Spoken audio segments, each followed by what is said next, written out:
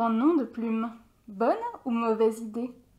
L'autre jour, l'une des autrices que j'accompagne dans le cadre du manoir littéraire m'a demandé « Qu'est-ce que tu penses de l'idée de prendre un nom de plume? Est-ce que c'est intéressant? Dans quel cas est-ce que c'est pertinent ?» Et l'autre jour, je suis aussi tombée sur un podcast qui parlait du même sujet, le podcast de Emma Bonnet. D'ailleurs, si vous ne le connaissez pas encore, je vous invite à aller l'écouter, il est très sympa. En plus, il est tout nouveau, donc vous n'avez pas beaucoup d'épisodes à rattraper. Donc tout ça m'a donné envie de faire une vidéo sur le sujet parce que je sais qu'il travaille beaucoup d'auteurs. N'oubliez pas de vous inscrire à ma chaîne, je poste une nouvelle vidéo à peu près un mardi sur deux, et si vous voulez être notifié quand je poste une nouvelle vidéo, pensez à activer la cloche. Mon roman d'Heroic Fantasy, Le Page de l'Aurore, est maintenant disponible en e-book sur Kindle, vous pouvez le trouver avec le lien en bio. Alors, concernant le nom de plume, la première chose à avoir en tête, c'est que ça n'est jamais une obligation d'en prendre un ou de ne pas en prendre un.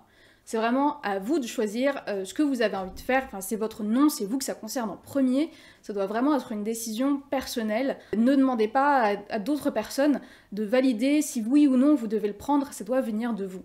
En revanche, c'est une décision qu'il faut que vous preniez assez tôt dans votre carrière d'auteur, parce que votre nom c'est un peu comme votre marque. En tant qu'auteur, vous êtes une entreprise et vous avez besoin d'un nom de marque qui soit pertinent, cohérent, et qui ne change pas tous les 3 mois. Votre nom d'auteur, c'est l'identité sous laquelle toutes les personnes avec qui vous allez communiquer, tous vos lecteurs, toutes les personnes à qui vous allez parler votre livre, vont vous connaître. Donc c'est quand même quelque chose de très important. Il y a plusieurs éléments qui composent une identité d'auteur. Le nom, votre nom, c'est vraiment un pilier fondamental de cette identité. Si vous voulez qu'on élabore le sujet, dites-moi en commentaire et je pourrais faire d'autres vidéos sur la question. Donc, pourquoi faudrait-il choisir ou ne pas choisir un nom de plume? Je vais commencer par les arguments en faveur du fait de garder son propre nom. Déjà, ça mérite d'être simple. Vous avez un nom, vous le gardez jusqu'ici, pas de travail, tout va bien. En plus, vous risquez pas de confondre quand vous utilisez un nom plutôt qu'un autre, vous risquez pas de dédicacer vos livres avec le mauvais nom, c'est vraiment la solution la plus simple. En plus, c'est quand même une grande satisfaction pour beaucoup d'auteurs de voir leur nom, leur vrai nom, sur une couverture de livre. C'est quelque chose dont souvent on rêve depuis toujours, depuis qu'on a ce rêve d'être auteur, et c'est une consécration qui est très agréable. Un troisième point positif, auquel j'avais pas pensé, mais qui a été relevé par Emma Bonnet dans son podcast dont je vous parlais, c'est le fait que utiliser son vrai nom et du coup son nom de famille, ça permet de rendre un petit hommage à sa famille, au moins à sa famille paternelle, ou en tout cas aux côtés de sa famille dont on a pris le nom, et comme ça de montrer, de faire un petit clin d'œil à toutes les personnes de sa famille en leur disant vous voyez, j'ai écrit un livre, mais c'est aussi grâce à vous, et du coup, voilà, vous faites tous un peu partie de ce livre, parce que vous faites partie de mon nom, de moi, et vous êtes aussi sur la couverture. Et ça, je trouvais ça vraiment sympa comme idée. Voilà les raisons qu'on peut avoir de garder son vrai nom comme nom d'auteur. Voyons maintenant les raisons qui pourraient pousser à vouloir prendre un nom de plume. La première raison, la plus souvent invoquée, c'est l'envie de se protéger. C'est-à-dire, si ça vous gêne de voir votre nom associé à ce que vous écrivez, dans ce cas-là, ça peut être intéressant de choisir un nom de plume. Il peut y avoir plein de raisons à ça. Pour certains, l'écriture c'est quelque chose de très personnel, ils veulent pas que ça se sache dans le reste de leur vie, ils veulent pas en parler à leurs proches ou à leurs collègues, etc. Ils souhaitent pas que ça se sache dans leur milieu professionnel, ils veulent pas prendre le risque que, par exemple, un recruteur ou un client ou un prestataire tombe sur leurs écrits en cherchant leur nom sur Google. Et ça, c'est d'autant plus courant quand on écrit dans des genres comme la romance érotique, ou sur des sujets sensibles comme la politique par exemple. On peut aussi vouloir protéger son entourage, sa famille, parce que justement, on ne veut pas que le nom de famille soit associé à ce type d'ouvrage, surtout si c'est un nom de famille assez peu commun, on ne veut pas que le reste de la famille soit éclaboussé par les retombées potentiellement négatives de ce qu'on a écrit. Une autre bonne raison de choisir un nom de plume, c'est quand on a un nom assez commun.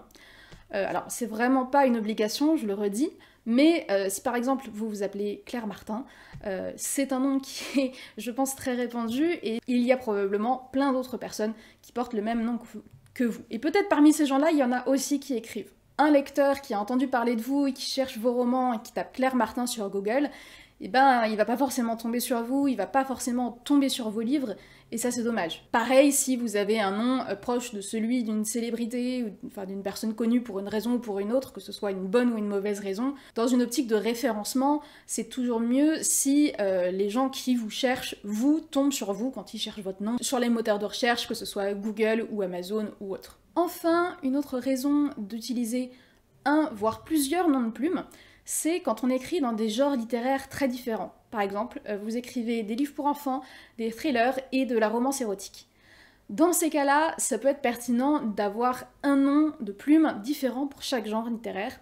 Ça va permettre de séparer les audiences de ces différents livres, les lecteurs potentiels ne sont a priori pas les mêmes, et du coup ça va permettre d'avoir une communication distincte sur ces différents genres littéraires. En revanche, bien sûr, ça veut dire que ça double le travail à faire au terme de marketing, puisqu'il faut avoir autant de comptes sur les réseaux sociaux et peut-être de sites web et de newsletters qu'on a de noms d'auteurs. Mais voilà, c'est pas insurmontable non plus, et c'est quelque chose qui se fait de plus en plus, notamment dans les pays anglo-saxons, et que des éditeurs peuvent recommander aussi. Alors peut-être que toutes ces raisons vous ont donné envie à vous de prendre un nom de plume. Du coup, la question suivante c'est quel nom prendre? Je pense qu'une des premières choses à avoir en tête, c'est qu'il faut que ce soit un nom que vous soyez prêt à assumer. Parce que si vous voulez construire une carrière d'auteur et une identité d'auteur construite autour de ce nom-là, eh bien potentiellement c'est un nom qui va vous coller à la peau pendant des années et des années, qui va rester associé à vous et à ce que vous écrivez. Donc prenez le temps d'y réfléchir, ne choisissez pas un truc à l'arrache juste parce que ça a l'air cool et sexy, parce que peut-être que dans un an vous allez trouver ça ridicule. Donc voilà, prenez vraiment le temps de vous poser la question, de tester ce nom auprès de votre entourage ou de vos lecteurs potentiels et voir comment ils réagissent. Le deuxième point à prendre en compte, c'est d'essayer de trouver un nom qui va avoir du sens pour vous et qui peut-être fait référence à votre univers créatif. Donc ça peut être de choisir un nom lié à un personnage que vous adorez, ou une personnalité historique. En tout cas, c'est sympa de réfléchir sous cet angle-là, ne serait-ce que pour avoir quelque chose d'intéressant à répondre le jour où, peut-être dans une émission littéraire, on vous demandera « Mais dites-moi, Bob Leclerc, pourquoi avoir choisi ce nom ?» C'est aussi important de chercher à avoir un nom qui correspond à votre genre littéraire. Alors, bon, ça reste très subjectif, mais va y avoir des noms qui collent mieux pour la romance, des noms qui collent mieux pour l'horreur, etc.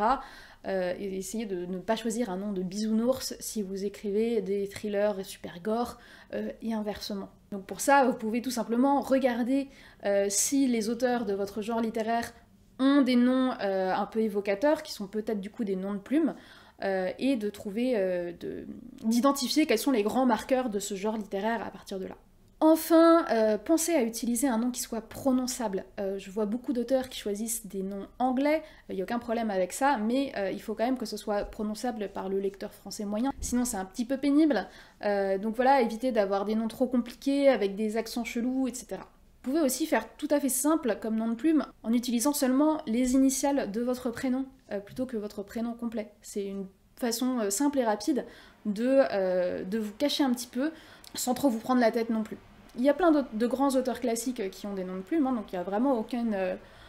c'est parfaitement légitime d'en prendre un. Ne serait-ce que penser à Molière, Voltaire, Stendhal, tout ça c'est des noms de plumes. Ou encore des auteurs comme J.R.R. Tolkien, quand je parlais d'utiliser seulement les initiales, C.S. Lewis, J.K. Rowling, G.R.R. Martin. Voilà, donc c'est une pratique vraiment très courante, qui peut aussi servir, même si c'est pénible de devoir le reconnaître, à avoir un nom qui ne soit pas genré, c'est-à-dire qu'il peut y avoir des univers littéraires où être une femme ou être un homme passe moins bien, et du coup le fait d'utiliser les initiales permet d'avoir un nom qui soit tout à fait neutre. Sinon, comme exemple de nom de plume, je pense aussi à Robin Hobb, dont le vrai nom est Megan Lindholm. Donc elle, typiquement, elle publie sous ses deux noms, le nom de plume et le vrai nom. Ou encore en auto-édition, l'autrice Jupiter Phaeton, qui a choisi un nom qui évoque l'imaginaire. Enfin, en ce qui me concerne, au cas où vous vous poseriez la question parce qu'on me l'a posé, oui, Astrid Sterrin est mon vrai nom, et je l'aime beaucoup. Même si j'avais dû choisir, honnêtement, je pense que j'aurais mis un petit peu moins de consonnes, parce que parfois, même moi, j'ai un peu de mal à le prononcer, et en anglais, je vous raconte pas ce que c'est. En tout cas, moi j'ai vraiment toujours rêvé de voir mon nom sur la couverture d'un livre. J'ai des souvenirs d'avoir passé des heures dans les rayons de la Fnac quand j'étais petite à regarder le rayonnage fantasy et à m'imaginer à côté de Tolkien, en toute modestie. Je me suis jamais posé la question parce que j'avais trop envie de voir mon nom sur un livre. En plus, il se trouve que j'ai un nom qui n'est pas très commun, je crois que personne d'autre ne porte mon nom. Donc ça, c'est aussi une chance qui fait que j'ai jamais eu besoin de me poser la question. Et il y a un petit détail dans mon nom que j'aime beaucoup, qui est que Astrid, ça se rapproche de Astre, d'où le nom de mon blog, hein, l'Astre et la plume. Et Sterrin, ça se rapproche de Stern, qui veut dire étoile en allemand. Du coup, je m'appelle un petit peu Étoile Étoile et je trouve ça super cool. Si vous devez retenir une chose de cette vidéo, c'est que choisir de prendre un nom de plume ou pas, c'est vraiment un choix qui vous revient. C'est une décision qui est très personnelle, mais qu'il faut prendre assez tôt et surtout une décision que vous allez devoir assumer. D'ailleurs, si vous avez vous-même déjà un nom de plume, venez le dire en commentaire et expliquer comment vous l'avez choisi, ça m'intéresserait beaucoup d'en savoir plus. N'oubliez pas de vous inscrire à ma chaîne, je poste une vidéo à peu près un mardi sur deux, et si vous voulez avoir l'information dès que je publie une nouvelle vidéo, pensez à activer la cloche. Mon roman d'Heroic Fantasy, Le Page de l'Aurore, est disponible en e-book sur Kindle. Et n'oubliez pas que vous pouvez aussi me suivre sur Instagram. Je vous dis à la prochaine et écrivez bien!